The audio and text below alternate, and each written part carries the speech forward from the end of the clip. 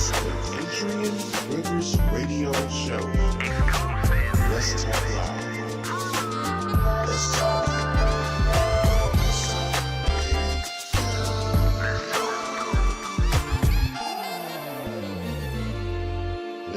Hi guys, welcome back to the show. If you've been listening today, you know that we have Miss Jackie Johnson in here with us and some of the family members just talking about Finding Kendrick Johnson, the documentary.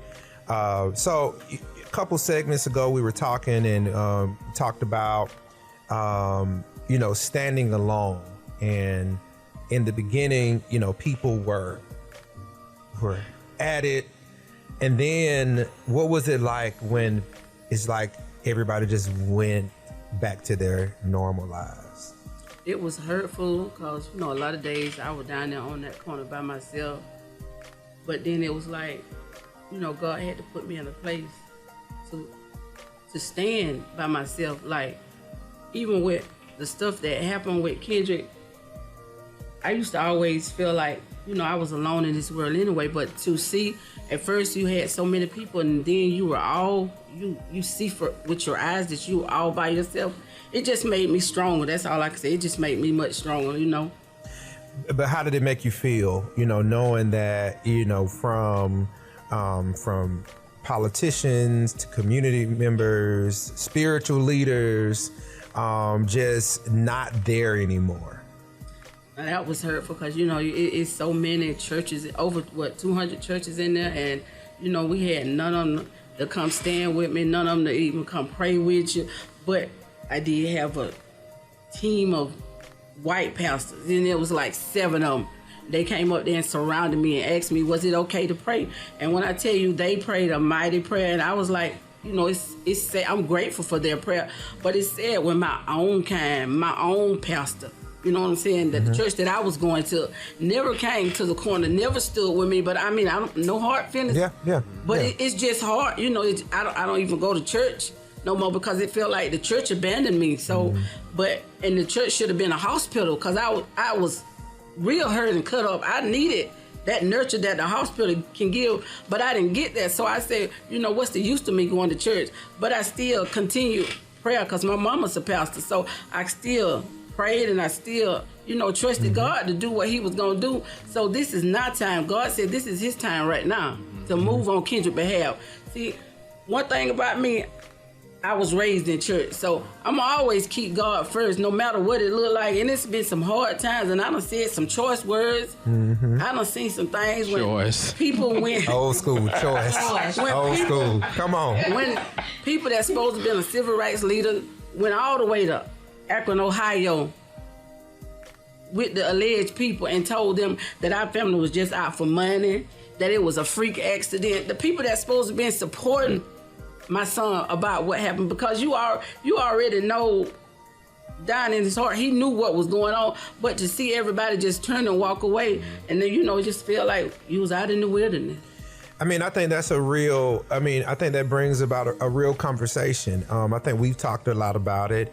I was once that spiritual leader that, was afraid to get in front of issues and afraid to say this because, don't say this. And I think it's just in the black culture, keep your head down, don't say this, don't say that.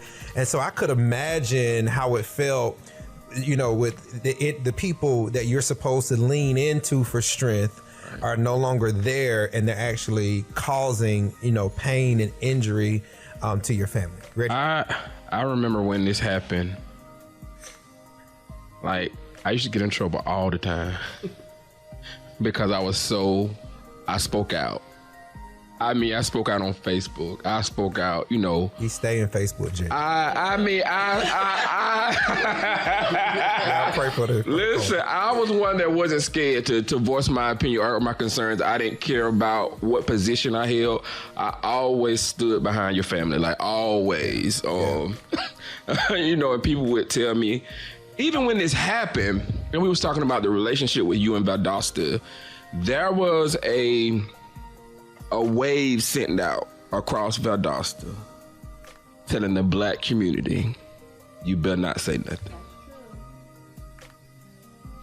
There was a wave, even in place of employment, Yeah. They will call us in meetings, tell us what we can't do, what we can't do. We can't say anything. We can't bring that here, And even when I was running for office, the number one thing that I was advised to do was to stay away from the Kendrick Johnson situation. The advice that I got, that was the number one advice that I got from people. And I got my own, so I don't care right now. So the number one advice that I got was the first thing that I was told was stay away from that situation. And if the family try to endorse you, don't accept it. Wow. Yep. Because you need to stay away from that. Stay away from that. And by the time I ran for city council, I think people just thought I was too much of a radicalist to say anything. So ain't nobody say no at that race, but state representative.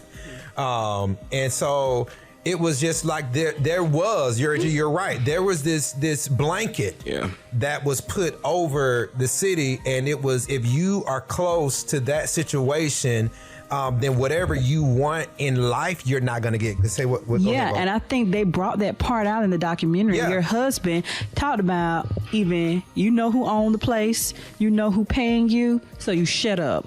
And it's so crazy that has happened down through the years, and it's still happening now because I work for such and such. I can't say this. I can't say nothing. And I just see how it has really it helped lose momentum towards this movement. Yeah. And it was ridiculous. It was ridiculous. Powerful point. Yeah. And Jackie, I think that that's one of the things that, that this documentary does expose, and I give kudos to you guys and the production team that it exposes. I remember it shows the tower, the water tower, and Jennifer Lewis is talking, and it starts describing this city without limits. Right. And what it feels like, in that. Go ahead, Reggie.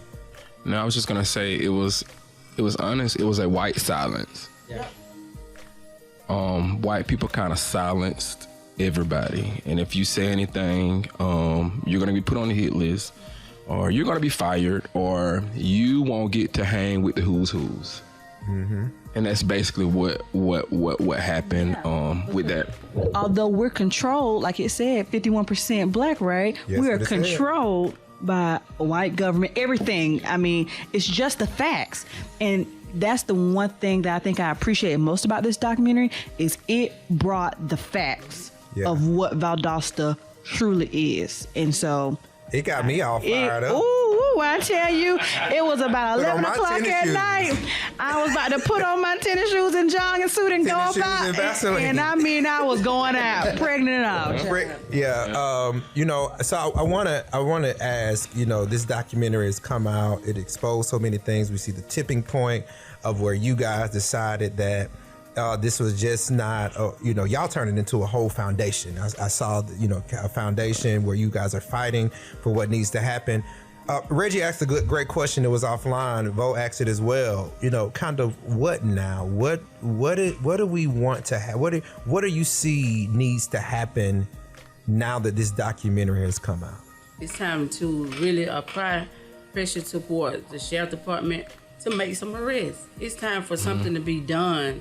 Not another murder covered up, and no matter how much evidence out there, you still just walk away. The city still just allow this to continue to keep going on. It's time for us to stand as one. Stand behind, get together, because if we still don't stand, all they're going to do is try to let it die down again. But I promise you we're going to keep, like I tell them all the time, they killed the wrong child this time, because I'm going to keep coming back. I'm going to keep coming back. And you should. I guess my next question, Miss Jackie, would you ever find it in your heart to forgive the black community that you feel let you down? I can say, Lord help me, because I ain't there right now. That's all I can say.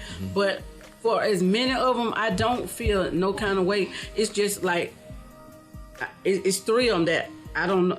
Like, the Lord really got to help me with them. I just started praying in my spirit. But you know what, though?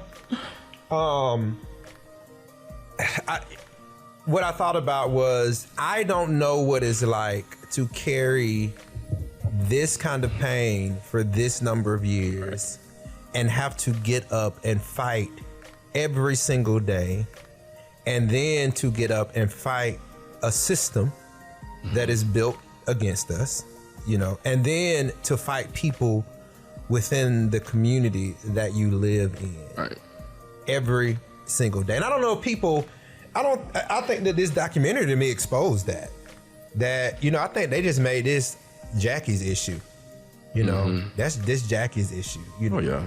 You know what I'm saying? Yeah. This is not an issue in our community. Yeah. And one thing that kind of like took me by surprise, and I hate to go back, was when the white lady said, I'm just we already talked about that. It wasn't my child. Yeah. I'm like, what? God, I'm sorry this happened. I'm so shocked. And she was in tears. Yeah. Thinking about it could have been her child, but no, she was. I felt like she was in tears because she felt like y'all were going to retaliate against the white community. That's what it sounds like. Yeah. I was like, yeah. I mean, exactly. And there's a lot of different elements, you know, as we wrap this up, a lot of different elements that this documentary just show regarding this community as a whole. The black people in this community, the white people in this community. Yeah. And so moving forward, this documentary, all us getting together and coming together to make sure that that some arrests are made, applying pressure. That's what it was. Applying pressure to make sure that, you know, there's justice for your son. To make sure this don't happen to nobody else's child. Yeah. Because at any time, at any day, it could be somebody else's child. You're right. That's spoken like a true mother. I just have to applaud her because every response she has given has been from a mother's perspective. Gave back half a child. She's concerned not only about her son, but now that this doesn't happen to someone else, like, you don't help this, I don't know what you do. So who can people contact if they want to join the family, they want to be a part, want to find out what they can do, where do they need to go, who do they need to contact? We're right now we're in between this and that, so people have been jumping ship, then they'll get on. So, you know, right now, just contact the family. Okay, all right. Contact the family. Contact the family, let them know what you can do, you know, how you can be a part of. And I think we've always say everybody plays a part. Everybody has a platform. Everyone plays a part. Showing your face at different rallies and different things like that. And so, listen, I just want to applaud you guys. I want to applaud you, Jackie, for never giving up, telling his story. Kendrick Johnson is just not just an issue. He was a human being that was taken, you know, way too soon, full life. And you guys go watch the documentary. Go watch it, support it, share it. Anything you want to say in closing, Jackie? Nope. All right. And wait, question. You said that was a foundation? Kendrick Johnson Foundation. Okay. Kendrick Johnson Foundation. And actually, you can go Instagram, you can go on Facebook. I've already shared and tagged the foundation. And so, yeah. And so we'll put it all on our social media, y'all. We'll make sure you guys have all the information. But do us a favor. Again, thank you for being, coming to our show, us giving us this exclusive interview with you guys, and just telling the story. Come back anytime. All right, y'all. All right, y'all. We'll be right back here with the Ask Vote question of the day. Number 3.